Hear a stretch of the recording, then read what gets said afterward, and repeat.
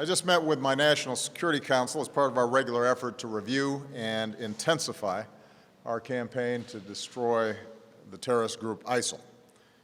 Our meeting was planned before the terrible attack in Orlando, but obviously that tragedy, the awful loss of life, shaped much of our work today. In all of our efforts, foremost in our minds is the loss and the grief of the people of Orlando, those who died, those who are still recovering, the families who've seen their loved ones harmed, the friends of ours who are lesbian and gay and bisexual and transgender who were targeted. I want to remind them that they are not alone. The American people and our allies and friends all over the world stand with you and are thinking about you and are praying for you. As Director Comey has said, we currently do not have any information to indicate that a foreign terrorist group directed the attack in Orlando. It is increasingly clear, however, that the killer took in extremist information and propaganda over the Internet. He appears to have been an angry, disturbed, unstable young man who became radicalized. As we know all too well, terrorist groups like ISIL have called on people around the world and here in the United States to attack innocent civilians. Their propaganda, their videos, their postings are pervasive and more easily accessible than we want. This individual appears to have absorbed some of that, and during his killing spree, the shooter in Orlando pledged allegiance to ISIL. As I've said before, these lone actors or small cells of terrorists are very hard to detect and very hard to prevent. But across our government, at every level, federal, state, and local, military and civilian, we are doing everything in our power to stop these kinds of attacks. We work to succeed 100% of the time. An attacker, as we saw in Orlando, only has to succeed once. Our extraordinary personnel, our intelligence, our military, our homeland security, our law enforcement have prevented many attacks and saved many lives, and we can never thank them enough. But we are all sobered by the fact that despite the extraordinary hard work, something like Orlando can occur. In our meeting today, Director Comey updated us on the investigation in Orlando.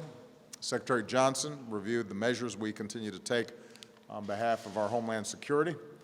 Secretary Carter and Chairman Dunford reviewed the military campaign against ISIL, and I want to thank Secretary Lew and his team here at Treasury for hosting us and for their tireless efforts to cut off the money that ISIL relies on to fund its terror network. At the outset, I want to reiterate our objective in this fight. Our mission is to destroy ISIL. Since I last updated the American people on our campaign 2 months ago, we've seen that this continues to be a difficult fight, but we are making significant progress. Over the past 2 months, I've authorized a series of steps to ratchet up our fight against ISIL. Additional U.S. personnel, including special forces in Syria to assist local forces battling ISIL there, additional advisors to work more closely with Iraqi security forces, and additional assets, including attack helicopters, and additional support for local forces in northern Iraq.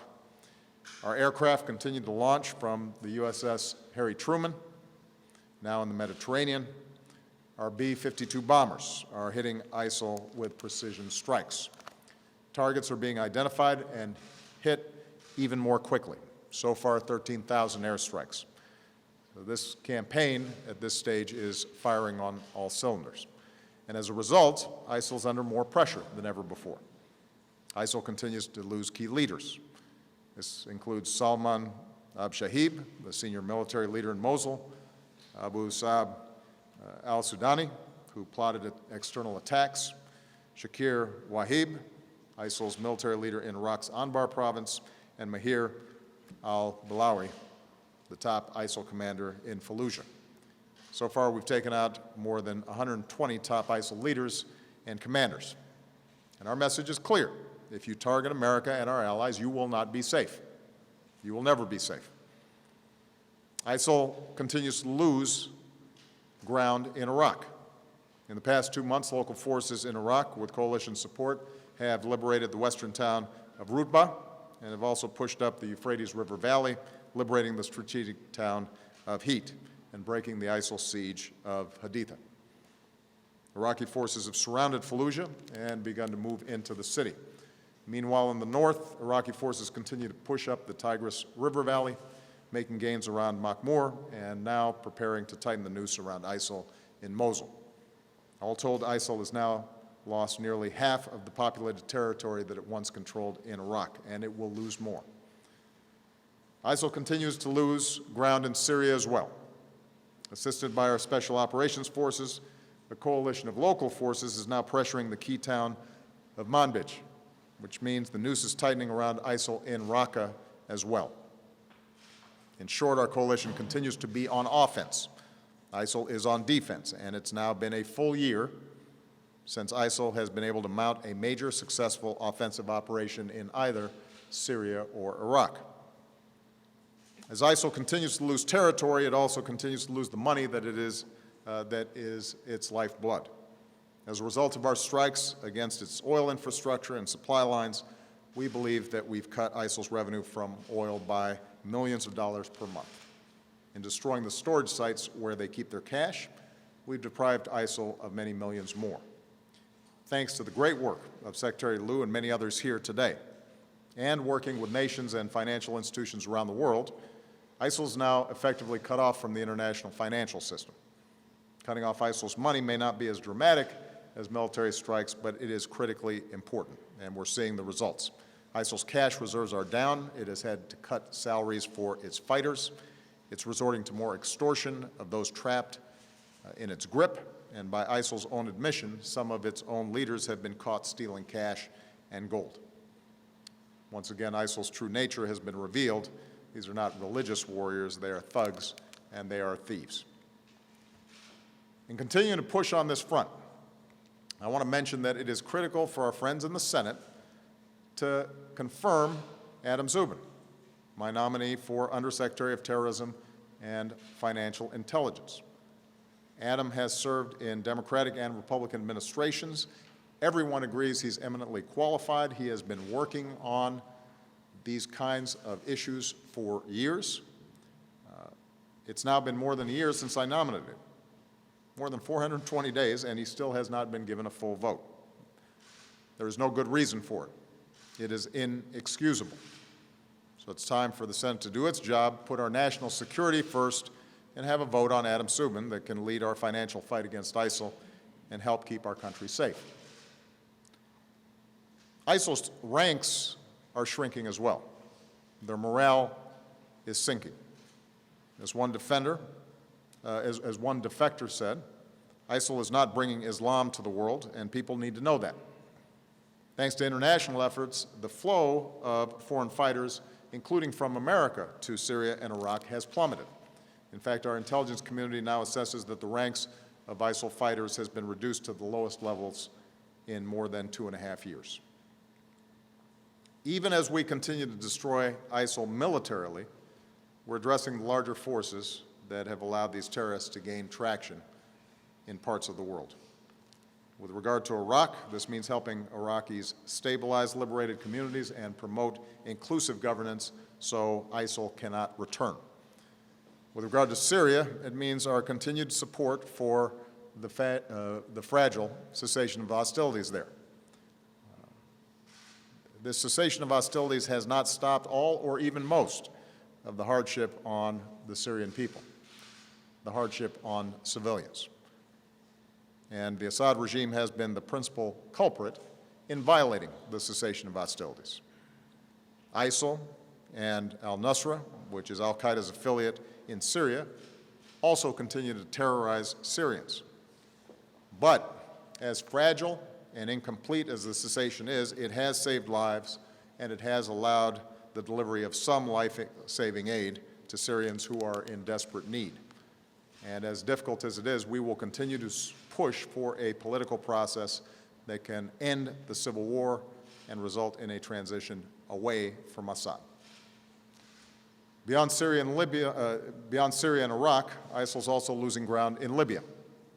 Forces of the Libyan unity government are going after ISIL in their stronghold in Sirte, and will continue to assist the new Libyan government as it works to secure its country. Lastly, here at home, if we really want to help law enforcement protect Americans from homegrown extremists, the kind of tragedies that occurred at San Bernardino and that now have occurred in Orlando, there is a meaningful way to do that. We have to make it harder for people who want to kill Americans to get their hands on weapons of war that let them kill dozens of innocents. It is absolutely true. We cannot prevent every tragedy. But we know that, consistent with the Second Amendment, there are common sense steps that could reduce gun violence and could reduce the lethality of somebody who intends to do other people harm. We should give ATF the resources they need to enforce the gun laws that we already have. People with possible ties to terrorism who aren't allowed on a plane shouldn't be allowed to buy a gun. Enough talking about being tough on terrorism. Actually be tough on terrorism and stop making it easy as possible for terrorists to buy assault weapons. Reinstate the assault weapons ban. Make it harder for terrorists to use these weapons to kill us. Otherwise, despite extraordinary efforts across our government, by local law enforcement, by our intelligence agencies, by our military, despite all the sacrifices that folks make, these kinds of events are going to keep on happening. And the weapons are only going to get more powerful.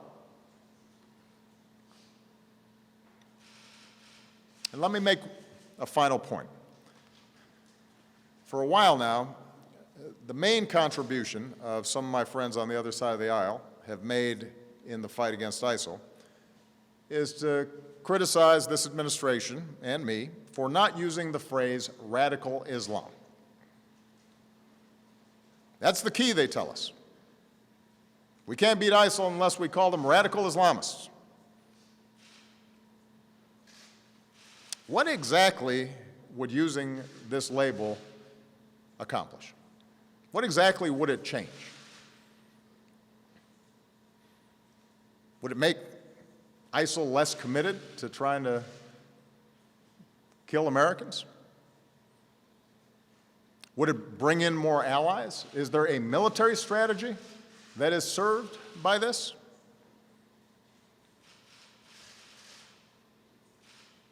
The answer is none of the above. Calling a threat by a different name does not make it go away. This is a political distraction.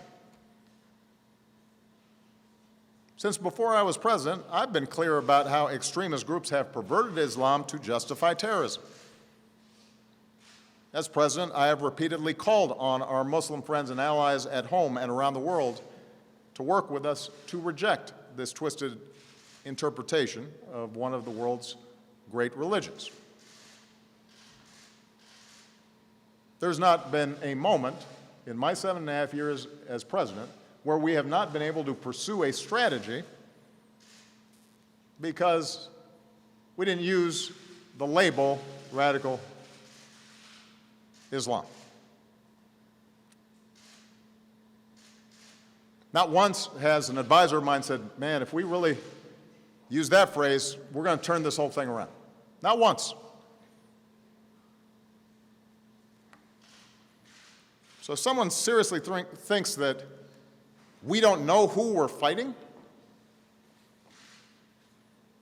if there's anyone out there who thinks we're confused about who our enemies are, that would come as a surprise to the thousands of terrorists who we've taken off the battlefield.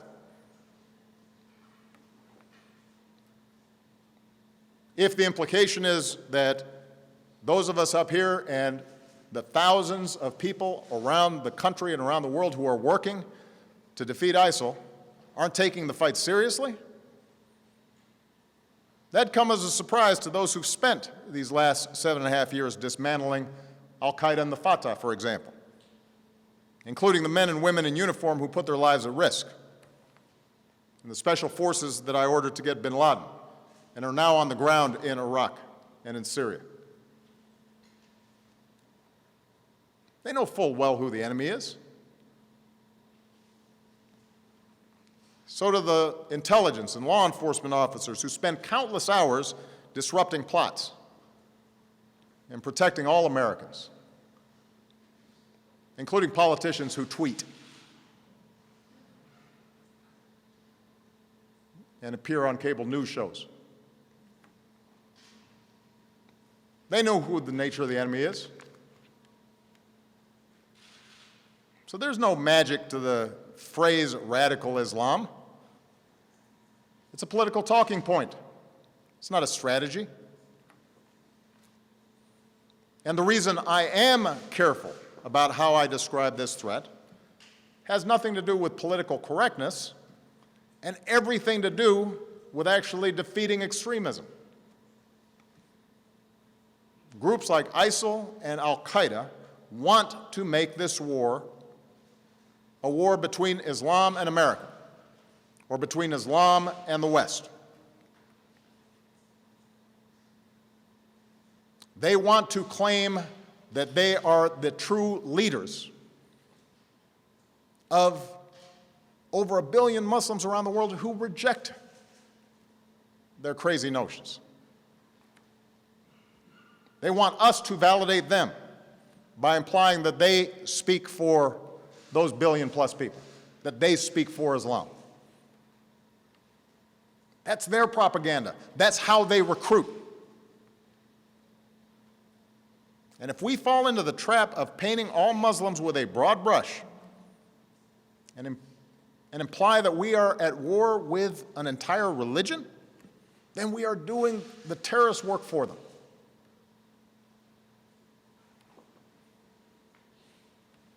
Now, up until this point, this argument about labels has mostly just been partisan rhetoric. And sadly, we've all become accustomed to that kind of partisanship, even when it involves the fight against these extremist groups. And that kind of yapping has not prevented folks across government from doing their jobs, from sacrificing and working really hard to protect the American people. But we are now seeing how dangerous this kind of mindset and this kind of thinking can be. We're starting to see where this kind of rhetoric and loose talk and sloppiness about who exactly we're fighting, where this can lead us. We now have proposals from the presumptive Republican nominee for President of the United States to bar all Muslims from emigrating to America. We hear language that singles out immigrants and suggests entire religious communities are complicit in violence. Where does this stop? The Orlando killer, one of the San Bernardino killers, the Fort Hood killer, they were all U.S. citizens. Are we going to start treating all Muslim Americans differently? Are we going to start subjecting them to special surveillance? Are we going to start discriminating against them because of their faith? We've heard these suggestions during the course of this campaign. Do Republican officials actually agree with this?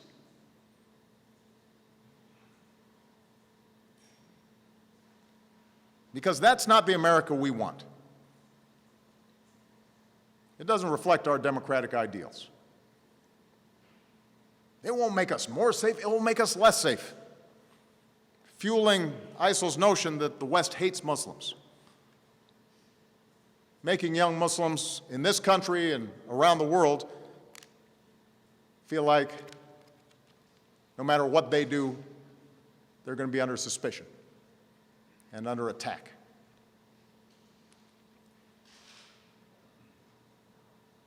It makes Muslim Americans feel like their government is betraying them. It betrays the very values America stands for.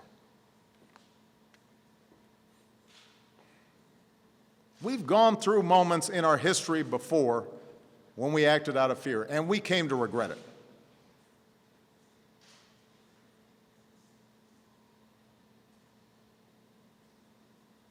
We've seen our government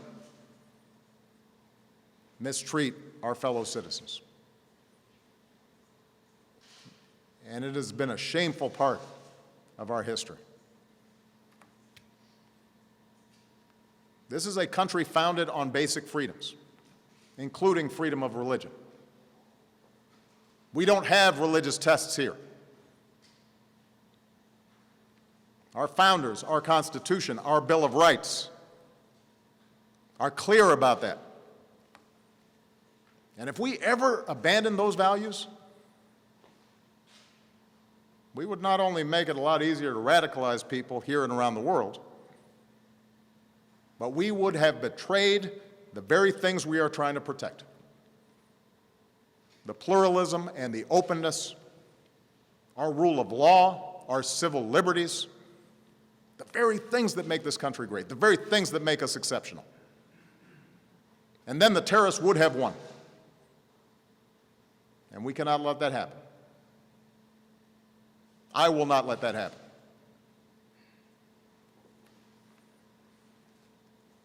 You know, 2 weeks ago I was at the commencement ceremony at the Air Force Academy. And it could not have been more inspiring to see these young people stepping up, dedicated to serve and protect this country. And part of what was inspiring was the incredible diversity of these cadets.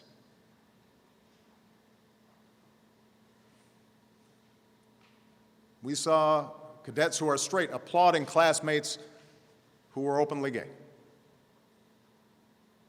We saw cadets born here in America applauding classmates who were immigrants and loved this country so much they decided they wanted to be part of our armed forces.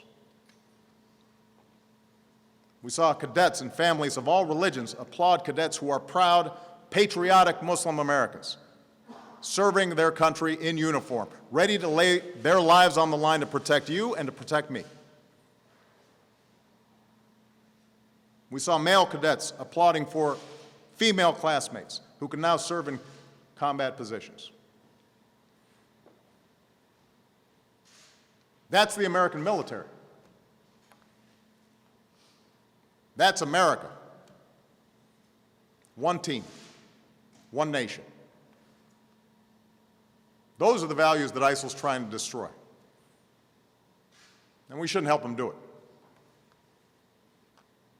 Our diversity and our respect for one another, our drawing on the talents of everybody in this country, our making sure that we are treating everybody fairly,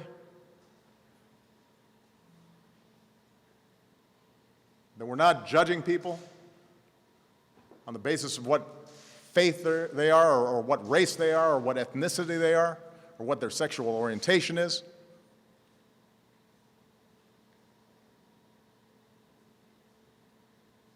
That's what makes this country great. That's a spirit we see in Orlando. That's the unity and resolve that will allow us to defeat ISIL. That's what will preserve our values and our ideals that define us as Americans.